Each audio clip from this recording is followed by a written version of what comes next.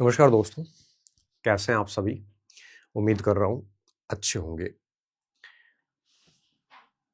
विश्व के जो चर्चित मुद्दे हैं, उस पर 360 डिग्री विश्लेषण करने के लिए हमने 3-4 दिन पहले एक सीरीज शुरू करी थी और जिसमें हमने पहला जो वीडियो था वो वेनेजुएला के संकट पर डाला था। उसको आपने बहुत अच्छे से रिस्पॉन्स किया।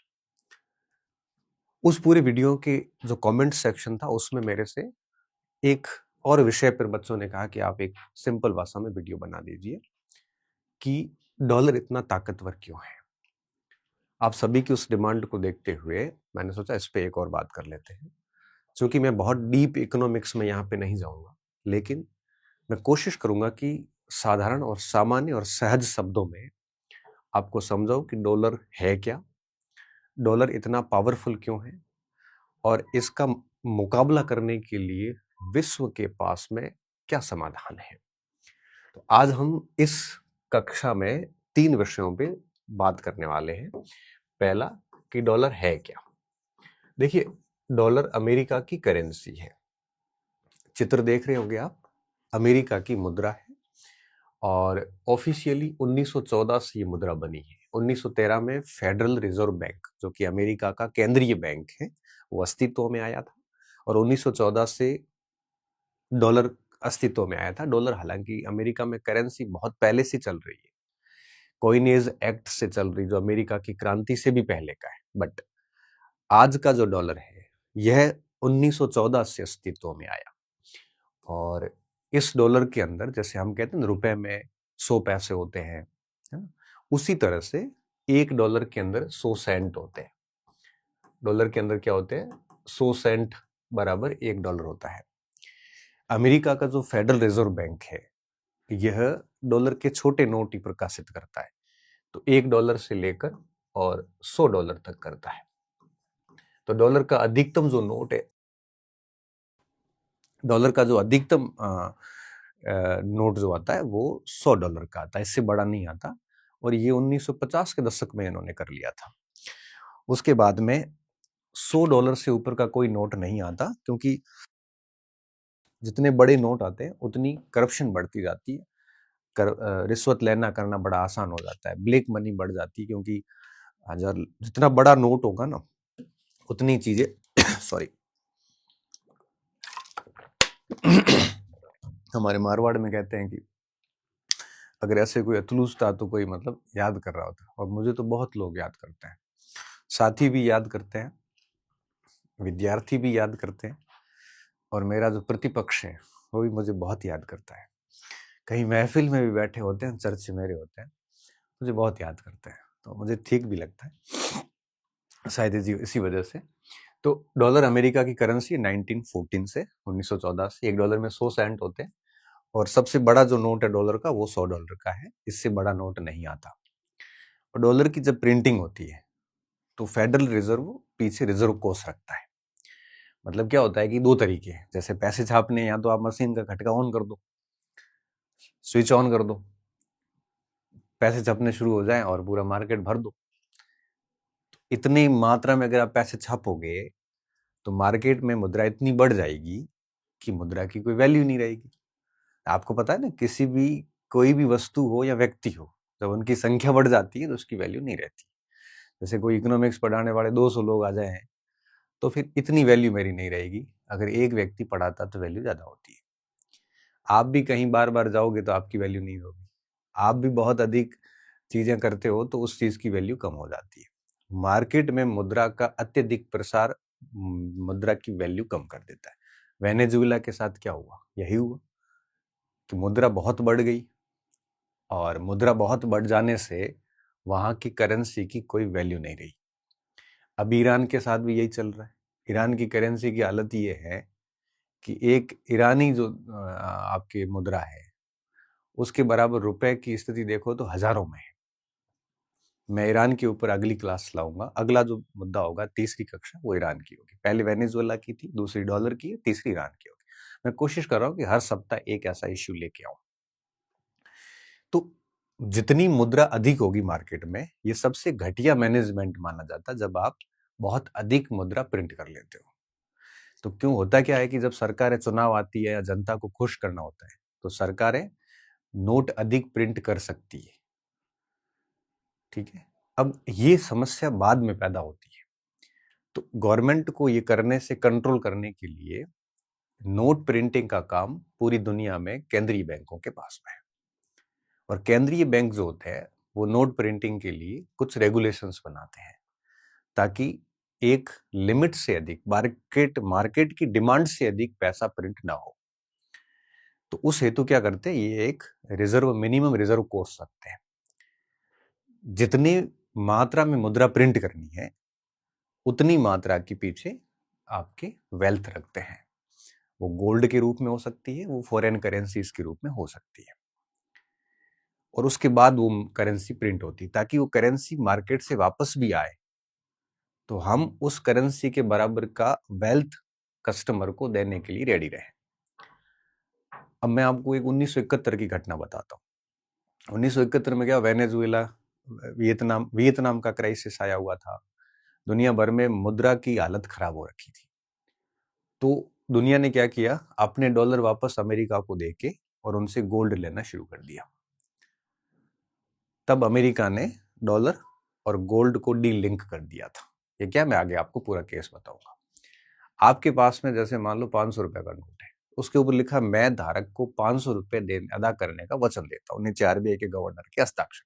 साफ मतलब है कि उस 500 रुपए के नोट मेकिंग प्रोसेस में 10 रुपए भी खर्च नहीं हुए, लेकिन फिर भी वो 500 रुपए की वैल्यू का क्यों है, क्योंकि आरबीआई उसकी गारंटी ले रहा है कि ये 500 रुपए के बराबर का है। आरबीआई गारंटी क्यों ले रहा है, क्योंकि आरबीआई ने उस नोट को मुद्रित किया है तो उस वैल्यू की वेल्थ पीछे रखी है, उसने मिनिमम रिजर्व के रूप में रखी है। मिनिमम कोस्ट तो जरूरी, उसके बाद जितना करना है, भारत के पास 200 करोड़ का मिनिमम रिजर्व कोस्ट रखना आरबीआई को रखना ही पड़ता है। उसके बाद जितनी वैल्यू की मुद्रा आप प्रिंट करते हो उतनी वैल्यू का आपको और एक्स्ट्रा रिजर्व रखना पड़ेगा। तो आरबीआई ने जैसे लाख रुपए प्रिंट किए, तो लाख रुपए का पीछे गोल्ड या फॉरेन करेंसी रखना पड़ेगा। अब अगर भारत में आज दिन तक जितनी भी मुद्रा प्रिंट हुई है वो सारी अगर आरबीआई के पास में आ जाती है, तब भी आरबीआई उस मुद्रा के वैल्यू के बराबर गोल्ड अपने पास रखता है, फॉरेन करेंसी अपने पास रखता है, वो दे सकता है। आरबीआई के पास में वर्तमान में तकरीबन 40 लाख करोड़ रुपए का प्रॉपर्टी है इतना। तो कोई भी देश जब भी मुद्रा प्रिंट करती है तो पीछे ऐसे रिजर्व रखती है। फेडरल रिजर्व जो बैंक है आपका, फेडरल रिजर्व आपके अमेरिका का, वो भी इस तरह से जब डॉलर प्रिंट करता है तो पीछे रिजर्व रखता है। तो दुनिया भर के सारे डॉलर अगर अमेरिका के पास वापस आ जाए तब अमेरिका उन सबको गोल्ड में पे कर सकता है, उनकी करेंसी में पे कर सकता है। अमेरिका का पॉकेट बहुत डीप है, इकोनॉमी बहुत डीप है। अमेरिका के पास में लगभग 9000 टन का गोल्ड है, वहीं भारत के पास में 900 टन से भी कम है। मैं आपको आगे आंकड़ा बताऊंगा। ये देखिए, अमेरिका के पास में 8133 टन गोल्ड है अभी। ये आंकड़े थोड़े 1-2 महीने पुराने ही होंगे। और भारत के पास कितना है, 880 टन गोल्ड है। अमेरिका के पास दुनिया का सबसे अधिक गोल्ड स्टोर है। अब अमेरिका इस कारण डरता नहीं है कि दुनिया में जितनी भी उसको करेंसी, दुनिया को जितनी भी फॉरेन करेंसी की जरूरत होती है डॉलर की, वो पूरे देशों की जरूरतों को पूरा कर सकता है, इतने डॉलर प्रिंट कर सकता है। पीछे उसके पास सोना खूब है, दिक्कत नहीं। अब मैं कहूं कि भारत इंटरनेशनल करेंसी क्यों नहीं बना सकता रुपए को। अब भारत क्या दुनिया के 200 देशों की जरूरतों की मुद्रा पूरी कर सकता है? नहीं कर सकता, क्योंकि उतनी मुद्रा प्रिंट करने के लिए हमारे पास में एक बड़ा भंडार चाहिए सोने का, वो हमारे पास है नहीं। हमारे से 10 गुना अमेरिका लेके बैठा है।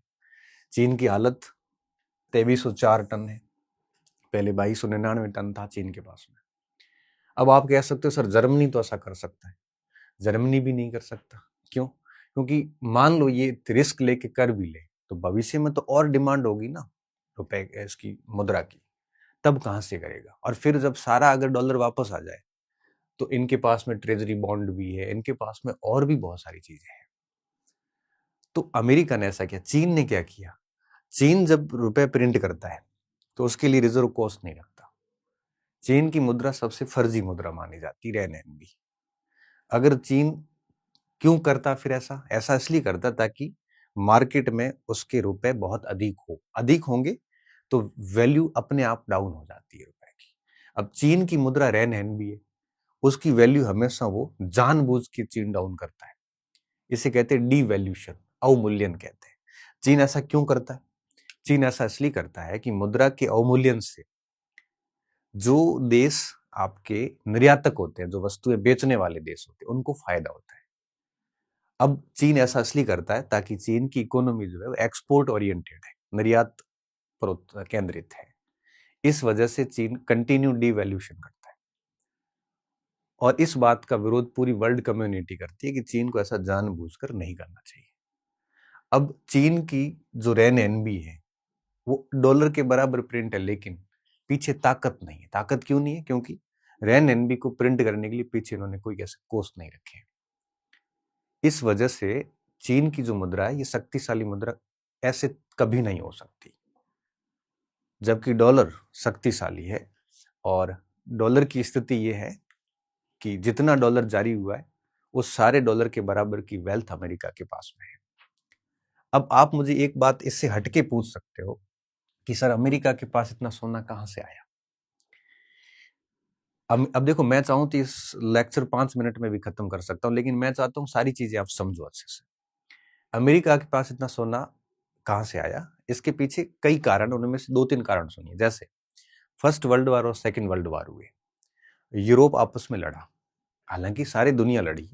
यूरोप के सभी देशों को अमेरिका ने सामान बेचा और सामान बेचने के बाद बिलों के जो भुगतान लिए वो सोने में लिए। उस समय उनकी मुद्राएं बर्बाद हो रखी थी। गोल्ड, यहां से अमेरिका ने पूरे यूरोप से गोल्ड ले लिया, क्योंकि वाणिज्यवाद जब हम पढ़ते हैं ना इतिहास में, वर्ल्ड हिस्ट्री में, तो दुनिया भर का गोल्ड यूरोप गया था। और अब वर्ल्ड वार के अंदर अमेरिका ने गोल्ड ले लिया इनसे, इसके बदले हथियार बेचे और गोल्ड ले लिया। इसलिए अमेरिका ने दुनिया भर से व्यापार किया और गोल्ड उनसे बिल के रूप में लिया। इस तरह से गोल्ड इकट्ठा हो गया। साथ साथ में एक साउंड इकोनॉमी है, बड़ी इकोनॉमी है, दुनिया भर से व्यापार करती है। तो शक्तिशाली इकोनॉमी होने के कारण भी पूरी दुनिया के देश वहां पे ऐसे इस प्रकार से इन्वेस्टमेंट करते हैं। तो अमेरिका के पास में आज की तारीख में आप गोल्ड देख सकते हो, सेकंड नंबर पे, थर्ड नंबर पे, कोई कहीं स्टैंड ही नहीं कर रहा है। जब तक ये चीजें नहीं होगी तब तक बहुत मुश्किल होता है डी डॉलराइजेशन। ठीक है, तो मैं वापस उस बिंदु पे आता हूं कि क्या हुआ था। तो इस तरह से ये डॉलर दुनिया की एक ताकतवर मुद्रा बनी हुई है, क्योंकि डॉलर जितना जारी हुआ उतने पीछे एक गोल्ड रिजर्व, ट्रेजरी के बॉन्ड वगैरह जो है वो बहुत शक्तिशाली तरीके से आया है उसके पास में। दुनिया भर में ये वॉर भी हो सकता है। अमेरिका को बर्बाद करने के लिए एक बार एक ऐसा प्रयास भी हुआ था कि पूरी दुनिया, चीन जैसे देशों ने डॉलर खरीदने शुरू कर दिए। और डॉलर इतनी बड़ी संख्या में चीन वगैरह देशों ने खरीदे, क्योंकि डॉलर तो कोई भी खरीद सकता है, ग्लोबल करेंसी। इसका कारण ये था कि डॉलर स्टोरेज करो, ताकि डॉलर की शॉर्टेज आएगी मार्केट में, अमेरिका और डॉलर प्रिंट करेगा, आप खरीदते जाओ, फिर अचानक से डॉलर आप है वो अमेरिका की मार्केट में डाल दो, मतलब अमेरिका को डॉलर भेज दो और उसके बदले सोना मांग लो, तो अमेरिका बर्बाद हो सकता है। ऐसा प्लान था, लेकिन ऐसा अमेरिका फिर भी नहीं हुआ। क्यों? अमेरिका ने हर डॉलर के पीछे कुछ न कुछ अपनी वेल्थ रखी है। तो सारी दुनिया की सारे डॉलर अगर वापस फेडरल बैंक के पास आ जाए तब भी अमेरिका को स्थिति खराब नहीं होगी। बस यही ताकत है कि डोनाल्ड ट्रंप कुछ भी करता जा रहा है। पूरी दुनिया इस ट्रैप में फंसी हुई है कि इस डॉलर के बाहर कैसे आए। क्यों? क्योंकि हर देश जो व्यापार करता है, आज आप फ्रांस से कुछ खरीद रहे हो तो भारत की आरबीआई के हम जो पेमेंट करेंगे रुपए में तो कर नहीं पाते, क्योंकि रुपया फ्रांस के काम का नहीं है। गोल्ड में कर नहीं सकते क्योंकि वो हमारा रिजर्व है, वो अर्थव्यवस्था को मजबूत करता है। अब हमारे पास में फ्रैंक तो है नहीं इतने कि हम इतना सारा बिल पे कर सके। अब हमारे पास में बचा डॉलर, जो वो भी वो एक्सेप्ट करेगा और हम दे सकते हैं। अब अमेरिका से हमें अपना झगड़ा होता है, अमेरिका कहता है कि भारत डॉलर का प्रयोग नहीं करेगा, तो हम हमारे दुनिया भर के पेमेंट कैसे करें? चलो कुछ देशों के साथ हम करेंसी स्वाइप पे ऐसा कुछ एग्रीमेंट कर लेंगे कि भाई आप वो इस तरह से कर लो, हम रुपया दे देंगे, आप हमें जापानी येन दे देना और फिर आप वापस। तो वो अब जापान से तो हम करोड़ों का व्यापार करते हैं, खरीदते हैं सामान, तो दोनों का व्यापार बराबर भी नहीं होता कि दोनों एक्सचेंज कर ले एक दूसरे से। किसी देश को हम 200 का बेचते हैं, 2000 का खरीदते हैं। तो अगर किसी देश, कोई देश अमेरिका से पंगा लेता है और अगर वो डॉलर प्रतिबंधित करता है उसके लिए, तो दुनिया भर के बिल पे करना उस देश के लिए बहुत मुश्किल हो जाता है। बस अमेरिका की ये बहुत बड़ी ताकत है कि कोई भी देश इस फंसना नहीं चाहता, क्योंकि कल को अगर, अब जैसे हम ईरान पे व्यापार कर रहे हैं, अमेरिका ने कह दिया कि भाई हम आपके ऊपर 500% टैरिफ डालेंगे। टैरिफ क्या है, इसका मैं एक अलग क्लास ले लूंगा। अब वापस ये कहता है कि ईरान के साथ जो व्यापार करेगा हम उसके साथ डॉलर प्रतिबंधित, हमारे डॉलर से व्यापार नहीं करोगे आप। अब उसका भरोसा क्या, वो कुछ भी कह सकता है। तो भारत जैसे देश फंस जाएंगे कि पेमेंट कैसे करेंगे। इसलिए डी डॉलराइजेशन की बात उठी है कि डॉलर के स्थान पर दूसरी मुद्राओं को विकसित किया जाए, डॉलर पर दुनिया की निर्भरता को कम किया जाए। इसे डी डॉलराइजेशन कहते हैं, डी डॉलराइजेशन। अभी तो पूरी इकोनॉमी डॉलर के ट्रैप में आई हुई है। डॉलर मजबूत क्यों है, इसके पीछे मैंने आपको वो स्वर्ण भंडार वाली बात बता दी। 1914 से करेंसी चल रही है और पूरी दुनिया में आज सबसे मजबूत करेंसी है, क्योंकि उसके पीछे एक मजबूत स्वर्ण भंडार है, एक मजबूत एसेट्स रखी हुई है, और इसके पीछे अमेरिका की मजबूत इकोनॉमी और लंबी इकोनॉमी है। तो डॉलर इतना ताकतवर क्यों है, डॉलर क्या है, ये मैंने समझाने की कोशिश करी। अब बात आगे बढ़ती है कि मुद्राएं क्या होती है। मुद्रा बेसिकली आप यूं समझ लीजिए कि विनिमय का माध्यम है, मोड ऑफ एक्सचेंज जिसे आप कह सकते हो। पहले क्या होता था, बार्टर सिस्टम होता था, वस्तु दे के वस्तु लो। उसके बाद में मॉनेटरी सिस्टम आया जिसमें वस्तु दो, लो और मुद्रा दो। तो और फिर उस मुद्रा को लिजिटिमेसी प्राप्त हो जाती, वैधता प्राप्त हो जाती, सरकारी मान्यता प्राप्त हो जाती। उसे हम क्या कहते हैं, जब ऐसी कोई भी वस्तु जो विनिमय का माध्यम बन सकती है, वो भौतिक हो, तो सरकारी समर्थन हो, उसको स्वीकार्यता हो, सब उसको एक्सेप्ट करें, उसको हम मुद्रा कहते हैं, राष्ट्रीय मुद्रा होती है। तो डॉलर अमेरिका की राष्ट्रीय मुद्रा है 1914 से। और डॉलर किस प्रकार प्रिंट होता है, क्या होता है, ये बातें मैंने आपको बता दी। अब अगला बिंदु आपके मस्तिष्क में आता है, सर ये डॉलर को पावरफुल कब से बनाया गया है। देखो, जैसे ही फर्स्ट वर्ल्ड वॉर हुआ, तो आपको पता है कि पूरी दुनिया में आर्थिक मंदी आई थी। 1930 की ग्रेट डिप्रेशन जिसे हम कहते हैं, 29-30 में पूरी दुनिया के देश रसिया और भारत को छोड़ के सारे बर्बाद हो गए थे। भारत और रूस क्यों नहीं, क्योंकि रूस का दुनिया की दूसरी देशों से कोई संपर्क नहीं था, और दुनिया की दूसरी देशों से संपर्क नहीं था। दूसरा, रूस में साम्यवादी पैटर्न था, जहाँ समाजवादिता ज्यादा थी, निजी क्षेत्र था नहीं, बड़ी बैंक्स नहीं थी, रूस बच गया। भारत इसलिए कि भारत का पूरा क्षेत्र ही प्राथमिक क्षेत्र है, कृषि और पशुपालन उस समय, तो ज्यादा दिक्कत नहीं आई। बाकी पूरी दुनिया बर्बाद हो गई थी। तो जब सेकेंड वर्ल्ड वॉर हुआ, तो पूरी दुनिया को, सारे नेताओं को डर था कि अगर सेकेंड वर्ल्ड वॉर के बाद हम अगर संभले नहीं, तो फर्स्ट वर्ल्ड वॉर के बाद जो आर्थिक दुर्गति हुई थी दुनिया की, वो वापस हो सकती है। और इस भय के चलते अमेरिका के अंदर, न्यू हैम्पशायर के अंदर एक क्षेत्र है जिसका नाम है ब्रेटन वुड्स। ब्रेटन वुड्स के अंदर सम्मेलन बुलाया गया, और इस सम्मेलन के अंदर बहुत सारे डेलीगेट आए। 44 देशों ने भाग लिया। ब्रेटन वुड्स में जुलाई में हुआ था, फर्स्ट वीक से शुरू हो गया था। इसमें 3 कमीशन बिठाए गए। पहले कमीशन की जो अध्यक्षता थी वो डक्स्टर वाइट ने की थी, जिसने आईएमएफ की स्थापना का सुझाव दिया, इंटरनेशनल मॉनेटरी फंड, अंतरराष्ट्रीय मुद्रा कोष, जो आज भी जो राजकोषीय घाटे में गई हुई जो देश है, ऐसे देश जिनका फाइनेंशियल स्टेबिलिटी बिगड़ गई है, जिनका आपके घाटे बहुत बढ़ गए हैं, जिनकी रेटिंग डाउन हो रही है, उनको लोन देता है आईएमएफ, और अपनी शर्तों पे देता है, गिरवी रखवाता है स्वर्ण वगैरह। हमने भी 1990 का 91 का जब आर्थिक संकट आया था, तब तकरीबन 65 टन के आसपास सोना गिरवी रख के हमने भी आईएमएफ से लोन लिया था। मनमोहन सिंह गए थे, पीवी नरसिंह राव ने भेजा था, और वो आपको पता होगा वो गाड़ी भी पंचर हो गई थी सोना लेके जो जा रही थी। वो सोना कुछ स्विस बैंकों में डलवाया गया, कुछ ब्रिटिश बैंकों में डलवाया गया। उसके बाद आईएमएफ ने कठोर शर्तों के साथ हमारे को लोन दिया था। आईएमएफ संप्रभुता में भी हस्तक्षेप कर लेता है। भारत को कहा गया कि आप घर जाते ही एलपीजी सुधार करोगे, लिबरलाइजेशन, प्राइवेटाइजेशन और ग्लोबलाइजेशन। अगर इन तीनों को लाओगे तभी आपकी अर्थव्यवस्था खुलेगी, तभी दुनिया की कंपनियां आपके पास में आएगी, तभी आपके पास में डॉलर आएगा, तभी आपके पास में है वो पैसा आएगा, तभी आप हमारा पैसा चुका पाओगे। हमने भी आईएमएफ से लोन लिया। आईएमएफ से लोन लेना बहुत मुश्किल काम होता है।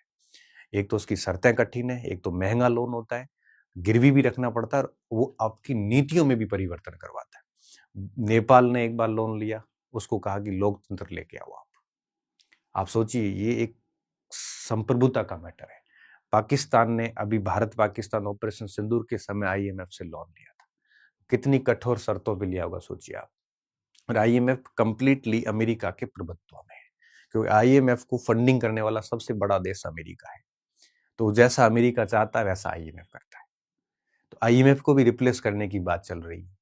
पहली कमेटी वो थी। दूसरी कमेटी जॉन मेनार्ड केन्स के नेतृत्व में बनाई गई थी, जिसने आईबीआरडी का कंसेप्ट दिया, international bank for reconstruction and development, जो आगे चल के वर्ल्ड बैंक ग्रुप का एक भाग बना। वर्ल्ड बैंक के अंदर 5 बैंक है। वर्ल्ड बैंक कोई बैंक है ही नहीं, 5 बैंकों का एक समूह है जिसको वर्ल्ड बैंक कहा जाता है। ये सिर्फ और सिर्फ रिकंस्ट्रक्शन और डेवलपमेंट के लिए लोन देता है। जो उसकी स्थापना का सुझाव जॉन मेनार्ड केन्स के कमीशन के द्वारा दिया गया, जो कि दुनिया को थोड़ा सस्ता लोन देता है, कंस्ट्रक्शन के लिए लेता है। आपको ब्रिज बनाने हैं, रेलवे लानी है, उसके लिए वर्ल्ड बैंक पैसे देता है और लॉन्ग टर्म के लिए देता है। आईएमएफ तो शॉर्ट टर्म के लिए देता है। तीसरा जो कमीशन बना वो आपके सुआरेस के नेतृत्व में बना, जिसमें जो भी अंतरराष्ट्रीय फाइनेंशियल मैटर थे उनके निस्तारण के लिए बना। ब्रेटन वुड्स ने आपके आईएमएफ को पैदा किया, वर्ल्ड बैंक को पैदा किया। इन दोनों की जननी ब्रेटन वुड्स था। इसको financial monetary and currency conference ही कहा जाता है। और इस कॉन्फ्रेंस के 2 ये निकले, तीसरा उन्होंने गेट बनाया, general agreement and trade and tariffs के बारे में। वो टैरिफ जिसके बारे में अभी अमेरिका धमकियां देता है, जिसने आगे जाके डब्ल्यूटीओ का स्थान लिया था बाद में 1995 के आसपास। ये सारे ब्रेटन वुड्स की देन है। तो ब्रेटन वुड्स बहुत बड़ा सम्मेलन था। ब्रेटन वुड्स के प्रयासों का ही परिणाम था कि सेकेंड वर्ल्ड वॉर के बाद में फर्स्ट वर्ल्ड वॉर की भांति कोई भी आर्थिक मंदी नहीं आई। अब देखिए, तो ब्रेटन वुड्स ने क्या कहा? ब्रेटन वुड्स ने कहा कि अमेरिका का जो डॉलर है इसको ग्लोबल करेंसी बना देना चाहिए। इससे पहले गोल्ड स्टैंडर्ड हुआ करता था। गोल्ड स्टैंडर्ड का मतलब होता है कि हर करेंसी को गोल्ड से जोड़ा हुआ था, मतलब हर करेंसी दो और गोल्ड लो जैसा कंसेप्ट था। फिर इस सम्मेलन में क्या किया कि हर करेंसी को डॉलर स्टैंडर्ड कर दिया कि करेंसी दो डॉलर लो, और डॉलर को गोल्ड स्टैंडर्ड कर दिया। मतलब डॉलर एक, जैसे आप ये समझ लीजिए, इन्होंने ये रेट रखी कि 1 आउंस बराबर आपके $35। तो अगर यूं समझ लीजिए कि 1 ऑन्स $35 दो, अगर कोई $35 देता है तो 1 ऑन्स गोल्ड देना पड़ेगा। ऑन्स क्या होता है? ऑन्स आप यूं समझ लीजिए कि ये भार मापने की एक इकाई है ऑन्स, ठीक है। 1 किलोग्राम में 35 ऑन्स होते हैं लगभग, ठीक है। तो 1 किलो में 35 ऑन्स होते हैं, ये 1 ऑन्स है। तो 1 ऑन्स दो और $35 के बदले 1 ऑन्स मिलेगा। तो डॉलर को गोल्ड से कनेक्ट कर दिया गया। इस प्रकार पूरी दुनिया में सोने का स्थान किसने लिया? डॉलर ने। गोल्ड स्टैंडर्ड के स्थान पे अब करेंसी स्टैंडर्ड कर दिया, डॉलर से चीजें जोड़ दी गई। अब किसी भी दुनिया की जो मुद्रा होगी उसकी वैल्यू डॉलर के मुकाबले तय की गई। पहले ये गोल्ड के मुकाबले होती थी। तो अब क्या हो गया था? अब जैसे यूं हो गया था, आप यूं समझ लीजिए कि स्वर्ण, मैं इसको गोल्ड लिख लेता हूं, जी लिख लेता हूं, डी लिख लेता हूं और सी लिख लेता हूं। सी मतलब अदर करेंसीज, भारत का जैसे रुपया, डी मतलब डॉलर, जी मतलब गोल्ड। पहले क्या होता था? सारी करेंसी गोल्ड से कनेक्ट थी, ठीक है, कि किस करेंसी की कितनी वैल्यू है वो गोल्ड से तय होता था। अब तय होने लगा डॉलर से, और डॉलर की वैल्यू तय होने लगी गोल्ड से। तो डॉलर की विश्वसनीयता बढ़ गई। डॉलर दो गोल्ड लो, बाकी करेंसी दो गोल्ड लो नहीं होगा। आपको गोल्ड लेना है तो आप पहले डॉलर लो, फिर डॉलर से गोल्ड लो। अब ब्रेटन वुड्स अमेरिका में हो रहा था, अमेरिका बहुत पावरफुल था, पूरा यूरोप उससे उधार ले चुका था। और आपको पता है कि आप किसी से उधार लेते हो तो वो पावरफुल हो ही गया आपसे। अब क्या हुआ, ये रेट तय कर दी, एक ऑन्स बराबर $35। अब पूरी दुनिया की कीमतों की वैल्यू तय होती थी डॉलर से, आज भी होती है। हम कहते रुपया कमजोर हुआ, कब हुआ? रुपया कमजोर हुआ मतलब डॉलर शक्तिशाली है। तो आज भी दुनिया की जो मुद्राएं हैं उनकी वैल्यू डॉलर से तय होती है। आपके पास में जैसे मान लो ₹1 बराबर $1, इसका क्या मतलब है? इसका मतलब साफ है कि आपने जितने रुपया प्रिंट किए उतने डॉलर आपके पास में है। तो $1 बराबर ₹1। अगर देश में $20 है टोटल और आपके देश में ₹100 है प्रिंट टोटल, इसका क्या मतलब हुआ? इसका साफ मतलब हुआ कि $1 बराबर ₹5 हो गए। अगर आपके पास में $20 है और ₹1000 है देश के अंदर, इसका मतलब $1 की वैल्यू ₹50 हो गई। मतलब ₹50 $1 को खरीदने के लिए पीछे दौड़ रहे हैं। अगर 1000 की जगह 10,000 हो गया या 1000 की जगह 5000 हो गया, तो 5000 हो गया, इसका मतलब क्या हुआ? इसका मतलब ये हुआ कि $1 की वैल्यू आपकी कितनी हो गई? 25 रुपए हो गई।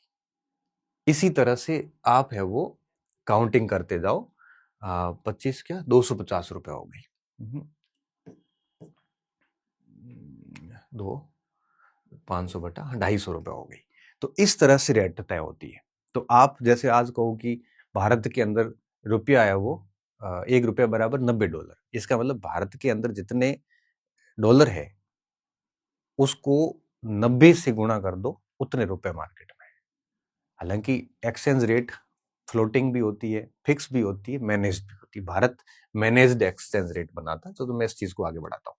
तो गोल्ड को लिंक कर दिया डॉलर से और दुनिया की सारी मुद्राएं लिंक कर दी डॉलर से।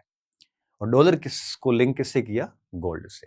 ये ब्रिटेन वुड्स में किया गया। तो ब्रिटेन वुड्स ने डॉलर का भरोसा बहुत बढ़ा दिया और इसका परिणाम ये हुआ कि पूरी दुनिया अब गोल्ड के बराबर मानने लगी थी डॉलर को। और यही कारण था कि डॉलर की वैल्यू बढ़ गई, डॉलर के ऊपर भरोसा बढ़ गया और पूरी दुनिया में डॉलर से व्यापार होने लगा, जो पहले गोल्ड में हुआ करता था। ब्रिटेन ने खूब प्रयास किए थे अपने पाउंड स्टर्लिंग को लाने के लिए, बट ब्रिटेन के पास में इतना पुदीना बचा नहीं था। तो द्वितीय विश्व युद्ध के बाद विकसित देशों ने डॉलर को सोने के बराबर मान लिया।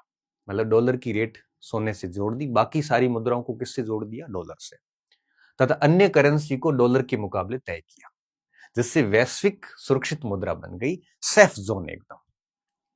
मतलब डॉलर को सोने के बराबर माना और डॉलर को लिंक किया सोने से, डॉलर की वैल्यू सोने से तय होगी और इस हिसाब से तय होगी और बाकी सारी मुद्राओं को डॉलर से ऐड कर दिया। और मजबूत अमेरिकन अर्थव्यवस्था, स्थिर संस्थाओं ने डॉलर में और विश्वास बढ़ा दिया। डॉलर एक स्थिर और सुरक्षित मुद्रा बन गई और इसके बाद दुनिया भर में जितना भी क्रूड ऑयल है, गोल्ड है, इन सारी वस्तुओं का मूल्य भी किसमें तय हो गया? डॉलर के अंदर। और इस वस्तुओं का व्यापार डॉलर में करना लगभग अनिवार्य हो जाता है। आज ये स्थिति है कि अगर आप तेल खरीदते हो तो या तो आप सोना दो या फिर आप है वो डॉलर दो। और सोना हर कोई देना नहीं चाहता, क्योंकि हर देश चाहता है कि उसका गोल्ड रिजर्व शानदार बना रहे। यही कारण है उसका। आगे देखिए, तो इस तरह से आप समझिए, अब ये सिस्टम चलता रहा। ये सिस्टम 1971 तक चलता रहा। उसके बाद क्या होता है कि वियतनाम के अंदर वो युद्ध हुआ था और उसके बाद पूरी दुनिया में मुद्राओं की स्थितियां थोड़ी कमजोर थी। हर देश चाहता था उनके पास में गोल्ड होना चाहिए, मुद्राओं से भरोसा उठने लगा था। तो दूसरे देश क्या कर रहे थे? अपनी मुद्रा से डॉलर खरीदते और फिर डॉलर देके के गोल्ड लेते। अमेरिका की स्थिति ये होने लगी कि गोल्ड धीरे धीरे जाने लग गया। दुनिया का सारे देश पेपर करेंसी की वैल्यू नहीं रही और गोल्ड लेने लग गए। अब चूंकि डॉलर गोल्ड के बराबर, तो डॉलर देते और गोल्ड जाता। निक्सन को लगा कि ये तो बहुत गड़बड़ हो रहा है। तब निक्सन ने क्या किया? निक्सन ने एक निर्णय लिया कि अब आप है वो डॉलर देके गोल्ड नहीं ले सकते। डॉलर और गोल्ड को डी लिंक कर दिया, जो ब्रिटेन वुड्स ने लिंक किया था, और इससे पूरी दुनिया को झटका लग गया एकदम से। इसे निक्सन शॉक कहते हैं। शॉक का मतलब होता है झटका लगना। अब डॉलर का सोने से नाता खत्म कर दिया और डॉलर देख के आप सोना लो, अब ये नहीं होगा। आप करेंसी लेके डॉलर ले सकते हो लेकिन सोना नहीं ले सकते। इसे निक्सन शॉक कहा जाता है। निक्सन के इस फैसले ने पूरी दुनिया को हिला दिया था, इसलिए इसको निक्सन शॉक कहते हैं। और 15 अगस्त 1971 को अमेरिका के राष्ट्रपति ने यह घोषणा की थी। इसके बाद क्या हुआ? इसके बाद जो डॉलर था, अब डॉलर गोल्ड तो नहीं रहा। अब दुनिया के सामने दूसरी समस्या शुरू हुई, भारत जैसे देशों के सामने, विकासशील देशों के सामने। अब रेट कैसे तय होगी? पहले तो क्या है कि मुद्रा दो, डॉलर लो, और फिर डॉलर दो और गोल्ड ले लो आप, क्योंकि गोल्ड की रेट फिक्स कर रखी थी, 1 आउंस बराबर $35। अब दिक्कत कहां आई? अब दिक्कत ये आई कि जिस देश के पास में कितने डॉलर है बराबर स्थानीय मुद्रा कितनी है। अब भारत जैसे देशों के पास में उस समय डॉलर थे कहां? डॉलर तो थे ही नहीं। विकासशील देशों, गरीब देशों के पास डॉलर कहां से आएगा? हमारा दुनिया से व्यापार नहीं था, हमारी तो अर्थव्यवस्थाएं लाइसेंस राज थी, लॉक्ड इकोनॉमी थी। अब दुनिया के साथ जब व्यापार ही नहीं होगा तो हमारे को डॉलर मिलेंगे कहां से? भारत जैसे देशों के पास में फॉरेक्स रिजर्व ही नहीं था, फॉरेन एक्सचेंज रिजर्व हमारे पास था कहां? बहुत कम था। ऐसी स्थिति में रुपया टूटना शुरू हो गया, क्योंकि डॉलर थे नहीं, रुपया हमारे पास में ठीक ठीक मात्रा में था। अब $1 को खरीदने के लिए हजारों रुपए पीछे भाग रहे थे। विकासशील देशों की इकोनॉमियों में उनके रुपए कमजोर हो गए। रुपया कमजोर हो गया तो निर्यात वाली अर्थव्यवस्थाएं बर्बाद होनी, जो आयात जो है वो बहुत महंगे हो गए। निर्यात वालों को तो फायदा होता है। हम लोग तो निर्यात कहाँ करते थे, हम तो आयात करते थे। गरीब देश जो होते हैं वो बेचते थोड़ी है सामान दुनिया को। हम अमेरिका को क्या बेचेंगे? हम तो खरीदार हैं, हम दुनिया से खरीदते हैं। तो करेंसी कमजोर हुई तो आयातक देशों की हालत खराब हो गई, गरीब देश मरने जाने लगे। इसलिए इसको क्या कहा गया था? इसे निक्सन शॉक कहा गया।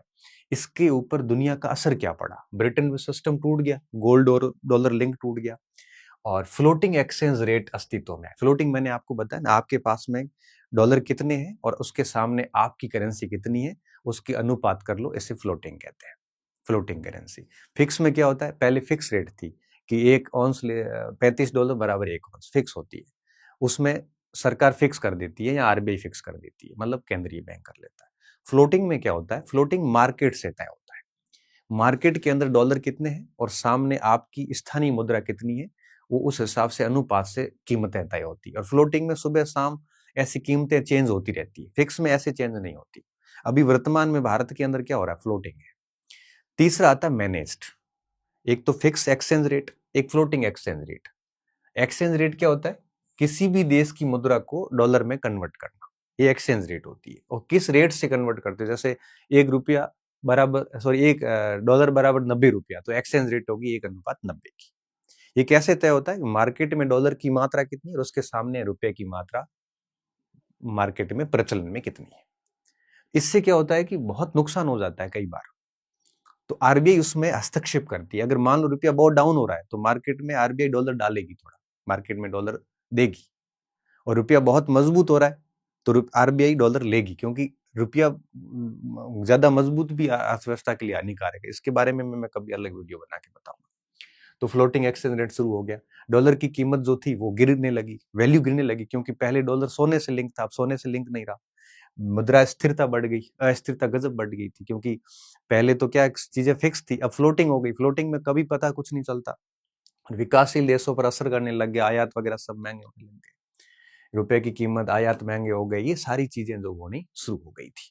फिर 1973 में फ्लोटिंग एक्सचेंज रेट आ गया।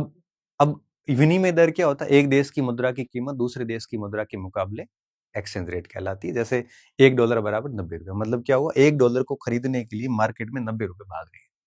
अब अगर ये डॉलर कम होंगे तो ये 90 से 95 हो जाएगा, और 95 होने का मतलब रुपया कमजोर होना।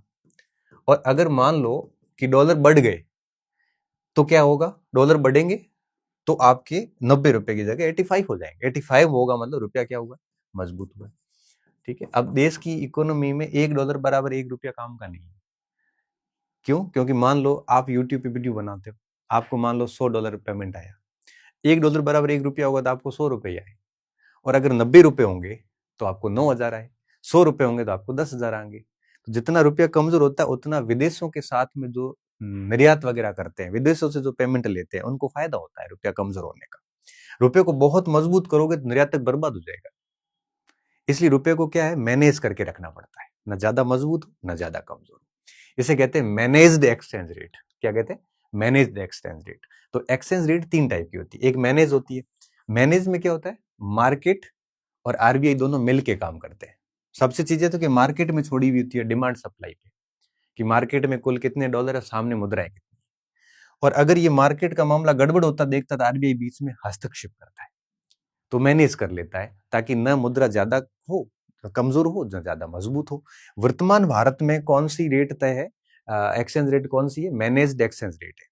फिक्स में क्या होता है, मुद्रा की कीमत फिक्स तय रहती है, जो 1973 से पहले हुआ करती थी। ये आरबीआई या सरकार में से कोई एक तय करता है। भारत में पहले यही था, भारत क्या पूरी दुनिया में यही था। फ्लोटिंग में क्या होता है, फ्लोटिंग में रोज कीमतें बदलती है, हर दिन मार्केट में डॉलर और स्थानीय मुद्रा के अनुपात में चेंजेस आता है। जैसे जैसे चेंजेस आता है इसकी कीमत में भी बदलता है। तो ये अमेरिका में अभी यही चल रहा है। गरीब देशों में फिर क्या करते हैं, फ्लोटिंग में थोड़ा हस्तक्षेप करते हैं तो वो मैनेज हो जाती है। फ्लोटिंग और मैनेज में इतना ही फर्क है कि फ्लोटिंग में सरकार का या आरबीआई का हस्तक्षेप नहीं होता, और मैनेज में आरबीआई थोड़ा हस्तक्षेप करती है। कई बार होता है ना, रुपया बहुत टूटने लगता है, तब आरबीआई क्या करती है, मार्केट में डॉलर डाल देती है या पैसे खींच लेती है, थोड़ा मैनेज हो जाता है। या रुपया बहुत मजबूत होता है तो आरबीआई क्या करती है, मार्केट से डॉलर खींच लेती है। खींचती कैसे, जैसे ट्रेजरी बॉन्ड बेच दिए, बॉन्ड बेचा तो डॉलर आ गया, ऐसे कर सकती है, या मार्केट में पैसे डाल देती है। तो इस प्रकार से आरबीआई मैनेज करती है। भारत में वर्तमान में एक्सचेंज रेट कौन सी अप्लाई है, मैनेज्ड एक्सचेंज रेट। पहले कभी फिक्स्ड एक्सचेंज रेट हुआ करती थी। मैनेज्ड क्या, थोड़ा सा फ्लोटिंग का मॉडिफाइड रूप है, जो गरीब देशों के लिए बहुत जरूरी होता है। नहीं तो क्या है, फ्लोटिंग में बर्बाद हो जाते हैं। 1997 में दक्षिण एशिया के अंदर एशियाई देशों में ऐसा संकट भी आ गया था। इस तरह से अब बात एक, अभी भी डॉलर का वर्चस्व क्यों है, एक तो सोने वाली बात बता दी।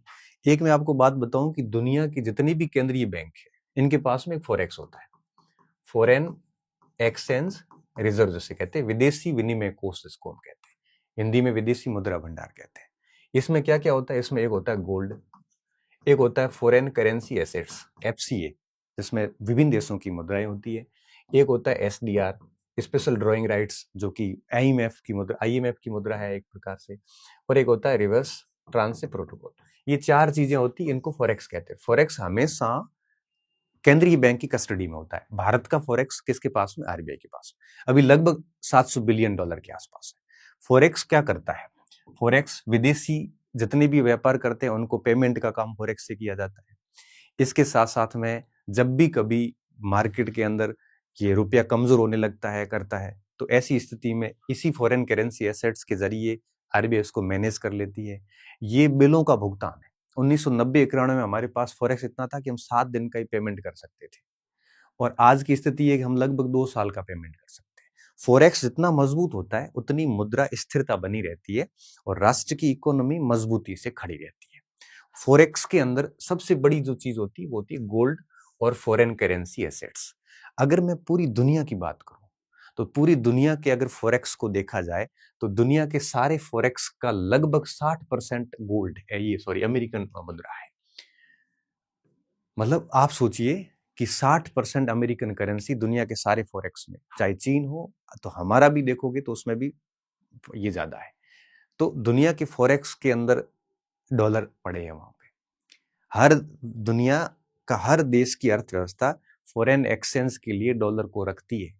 तो दुनिया का जितना भी फॉरेक्स है सभी देशों का आप योग कर लो तो आप पाओगे कि 60%, लगभग 60% जो है उसमें डॉलर होता है, फॉरेन करेंसी एसेट्स में जाएगा।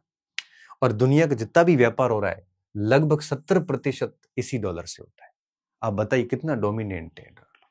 और इसी के बेस पे ट्रम्प धमकी दे देता है, क्योंकि ट्रम्प की धमकी 70% व्यापार को सीधे प्रभावित करती है और 60% इन केंद्रीय बैंकों के प्रभावित कर लेती है।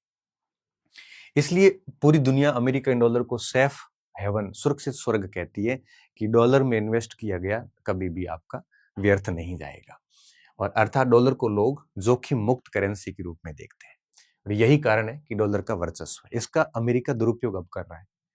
आप जैसे भारत रूस से तेल खरीद रहा है, सस्ता खरीद रहा है, उसको रोकने के लिए अगर आप ये कह दें कि रूस के साथ तेल खरीदने वालों को डॉलर का व्यापार नहीं कर सकते, तो हमारी हालत खराब हो जाएगी। क्योंकि फिर दूसरे विकल्प होते हैं, लेकिन उन विकल्पों को लाने में बहुत समय लग जाता है। तो अमेरिकन डॉलर, तेल खरीदना हो, गोल्ड खरीदना हो, लोन वगैरह सारा डॉलर से होता है। आप दुनिया के किसी भी देश से लोन लेते हो तो वो डॉलर से हमें मिलता है। तेल खरीदो या सोना खरीदो, सब डॉलर से होता है। तो दुनिया पूरी डॉलर के ऊपर डिपेंड है और इस डिपेंडेंसी का अमेरिका फायदा उठा रहा है। अब इसलिए जरूरत पड़ी डी डॉलराइजेशन की, कि अब इसकी जरूरत खत्म करो। आप कैसे किया जा सकता है? अब इसका एक ही तरीका है कि आप है वो दूसरी करेंसी ऐसी डेवलप करो। अब किसी एक देश के लिए तो ये संभव नहीं, इतना गोल्ड रिजर्व किसी के पास नहीं, इतनी मजबूत अर्थव्यवस्था किसी के पास, इतने गवर्नमेंट बॉन्ड किसी के पास में नहीं है तो पूरी दुनिया की जरूरतों को पूरा कर सके, जो कि डॉलर कर रहा है। तो क्या किया जा सकता है? ग्रुप बने हुए, जैसे ब्रिक्स बना हुआ है, जैसे आपके सार्क बना हुआ है, ऐसी ग्रुप्स की करेंसी बना दो और उन देशों के बीच में जो भी व्यापार होगा वो उसी करेंसी से होगा, अपने आप डॉलर कमजोर पड़ जाएगा। इसी तरह के प्रयास होने शुरू हो चुके हैं। ब्रिक्स संगठन जो है, Brazil, Russia, India, China, Africa, इन्होंने ब्रिक्स करेंसी पर विचार चल रहा है। अगर ऐसा होता है तो ये देश आपस में पूरा ब्रिक्स की उस करेंसी से व्यापार करेंगे तो डॉलर की जरूरत नहीं पड़ेगी। इस तरह से अगर आप सभी देशों के साथ संगठन बना बना के काम करोगे तो डॉलर की जरूरत ही भी नहीं पड़ेगी। तो इस तरह से डी डॉलराइजेशन की मांग अब पूरी दुनिया में चल रही है।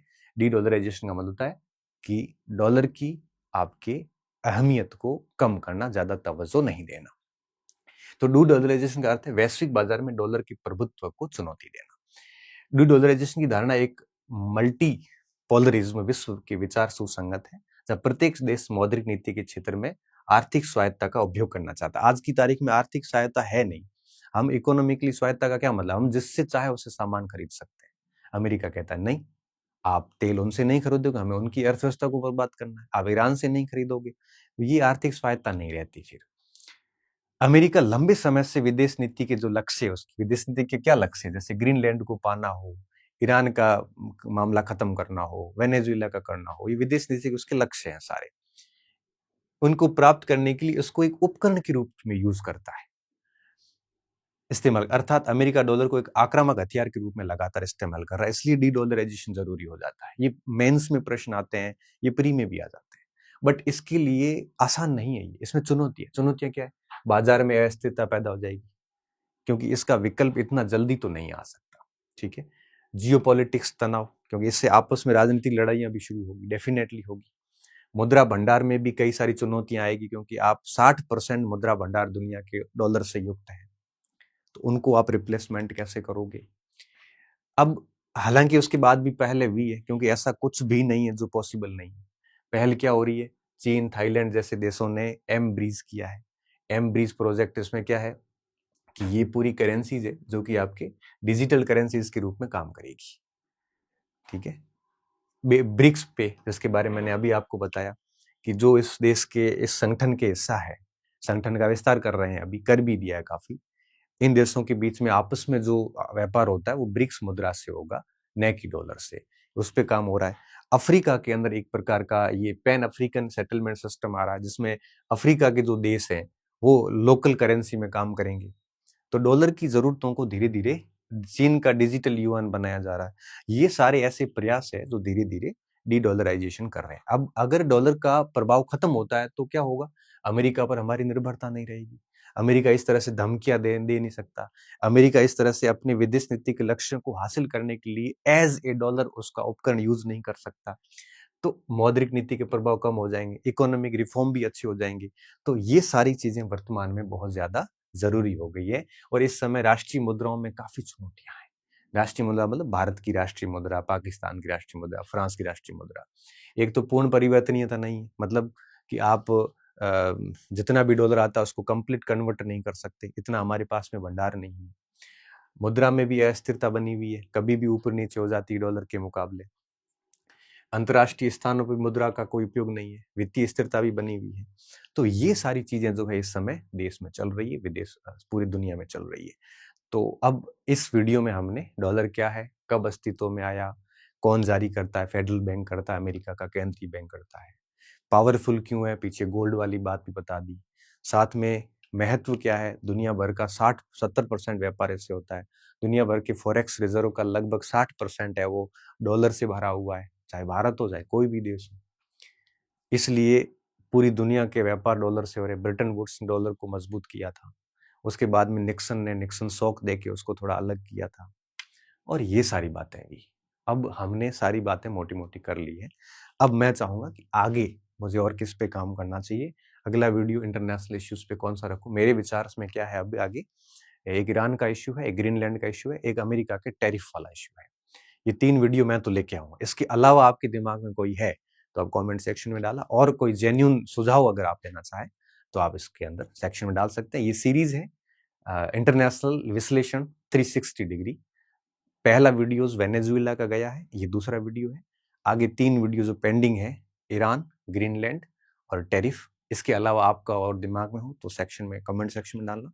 कोई सुझाव लगे तो जेन्युइन सुझाव आप जरूर दे सकते हैं, और ये सीरीज चलती रहेगी। कोशिश करूंगा सप्ताह में 1 या 2 ऐसी क्लासें अपलोड करूं। बहुत बहुत धन्यवाद विद्यार्थियों, अच्छे रहिए, मस्त रहिए और पढ़ते रहिए। उम्मीद है आपको ये चीजें समझ में आई होगी।